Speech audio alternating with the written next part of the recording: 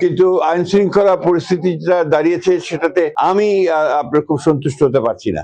গোটা দেশের মানুষ তো অপেক্ষা করছে নির্বাচনের জন্য, কিন্তু আইন শৃঙ্খলা পরিস্থিতি যা দাঁড়িয়েছে সেটাতে আমি আপনার খুব সন্তুষ্ট হতে পারছি না। কারণ যে হারে রাজনৈতিক নেতৃবৃন্দকে খুন করা হচ্ছে, বিশেষ করে আমাদের দলের অনেক কয়েকজন নেতাকে হত্যা করা হয়েছে, খুন করা হয়েছে, আমরা এটা তীব্র নিন্দা জানিয়েছি, ক্ষোভ জানিয়েছি, কিন্তু সরকারের তরফ থেকে সেই ধরনের যে একটা ইফেক্টিভ ব্যবস্থা সেটা কিন্তু গ্রহণ করা হয়।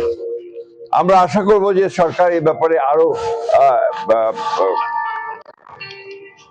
দায়িত্বশীল ভূমিকা পালন করবেন এবং এটা আপনার না ঘটে ইলেকশনের সময় সেই ব্যাপারে তারা আরো সক্রিয় ভূমিকা পালন করবেন।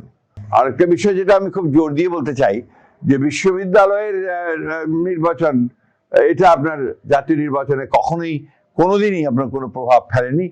আমরা আশা করি এবারও সেভাবে কোনো প্রভাব ফেলবে না। আপনারা জানেন যে গণভোটে আমরা নিজেরাই একই দিনে গণভোট এবং আপনার জাতীয় সংসদ নির্বাচন চেয়েছিলাম, সেভাবেই হয়েছে।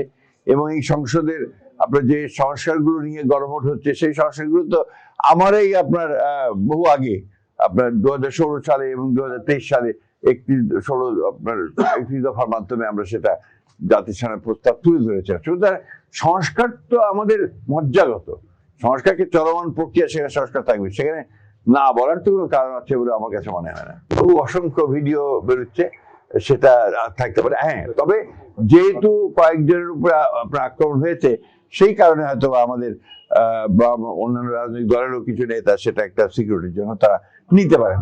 কিন্তু আমি সেক্রেটারি জেনারেল অফ বিএনপি, আমার কাছে কোনো বেস নেই বলে